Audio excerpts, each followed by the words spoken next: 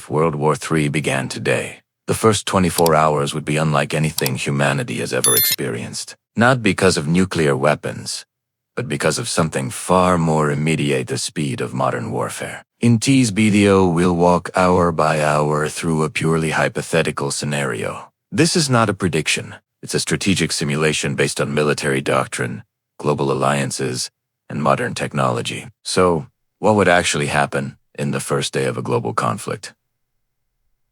Let's begin. It all starts with a regional clash. It could be anything. A naval collision in the Pacific, a major cyber attack crippling a nation's power grid, or maybe a sudden missile strike along a disputed border. The exact cause doesn't matter as much as what happens next. Within minutes, intelligence agencies across the globe detect unusual activity. Encrypted military communications spike. Satellites start repositioning to get a better view. Air defense radars flicker to life, and cyber units go on high alert. Nations don't wait around for confirmation.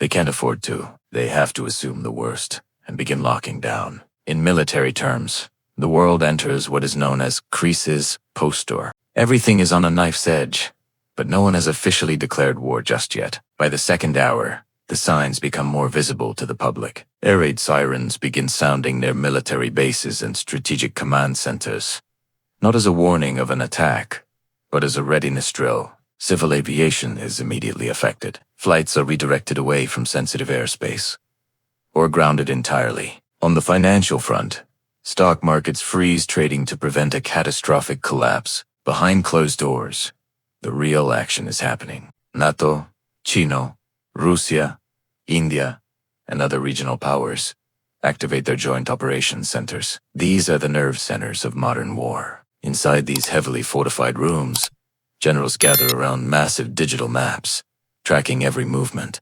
Advisors are in constant communication, briefing world leaders in real time. Cyber defenses shift from passive monitoring to maximum protection, hardening critical networks against an imminent assault. High above, satellites begin scanning for the telltale heat signatures of unusual missile launches. The world isn't at war yet, but it's dangerously close. Hours 3 and 4 mark the beginning of the invisible battle. Before a single tank moves or a jet takes off, the first real shots are fired from keyboards. Massive, coordinated cyber attacks hit key infrastructure. The targets are strategic, power grids, financial networks, communication satellites, and transportation systems.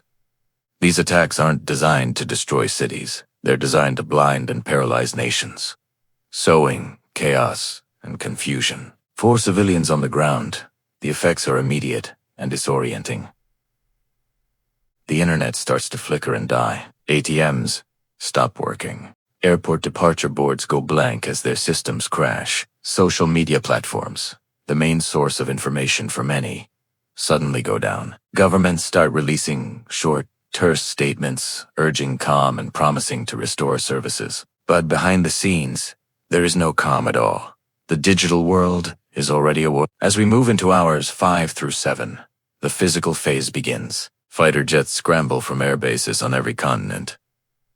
They aren't heading into battle just yet. They're dispersing to avoid being destroyed on the ground in a surprise first strike. Long-range bombers, the heavy hitters of any air force, also take to the skies and head for secure holding patterns. Massive air refueling tankers lift off alongside them. Clear sign that militaries are preparing for long-duration missions. Satellite images capture even more movement across the globe. Naval battle groups, including aircraft carriers, begin changing formation and heading into open waters. Submarines, the silent predators of the deep, dive and disappear from tracking systems, their destinations unknown. And on the ground, mobile missile defense systems in Europe, Asia, and the Middle East activate and deploy. Still, no country wants to be the one to fire the first official shot. Everyone is preparing to respond instantly, but no one wants to be seen as the aggressor. Hours 8 through 10 are when the oceans become the primary stage. Most military experts agree that if World War III were to happen, the seas would become the first true combat zone. Destroyers and cruisers activate their powerful radar systems, scanning the horizon for threats. Carrier strike groups move into strategic positions, their fighter jets ready for launch at a moment's notice. Submarines, now completely hidden beneath the waves, silently race toward enemy coastlines, preparing to enforce blockades or strike critical targets. This is an incredibly tense phase. A single miscalculation, a warning shot. That's misinterpreted. A misread radar signal, or a submarine commander who thinks their vessel has been detected could spiral into something irreversible. The military hotlines between governments in Washington, Moscow, and Beijing start ringing nonstop. Diplomats and generals are in a desperate race against time, trying to de-escalate and prevent disaster before it's too late. Now we enter hours 11 to 13, and the information war kicks into high gear. Every nation involved launches a massive propaganda and information campaign. Governments publish emergency broadcasts on television and radio. News networks switch to 24-hour crisis mode, their screens filled with breaking news alerts and expert analysis. Millions of people, desperate for reliable information, go online to figure out what's happening, only to find a chaotic storm of contradicting reports, rumors, and outright lies. Foreign and domestic propaganda engines go into overdrive. You see a flood of claims about unprovoked attacks, followed by counterclaims of heroic victories. There are dire warnings from one side and stern denials from the other. For civilians trying to make sense of it all, fear and confusion spread much faster than facts. Distinguishing truth from fiction becomes nearly impossible. Hours 14 to 16 bring the world to its most dangerous stage yet. Even if no one wants to launch a nuclear strike, everyone has to prepare for it. Countries activate their multi-layered missile defense systems. We're talking about the American Patriot and DOD systems, the Russian S-400 and S-500 batteries, and the Naval Aegis interceptors on warships around the globe. These shields are designed to shoot down incoming missiles, but their activation sends a powerful and terrifying signal. Spy satellites are now laser-focused on monitoring every known missile silo and launch site.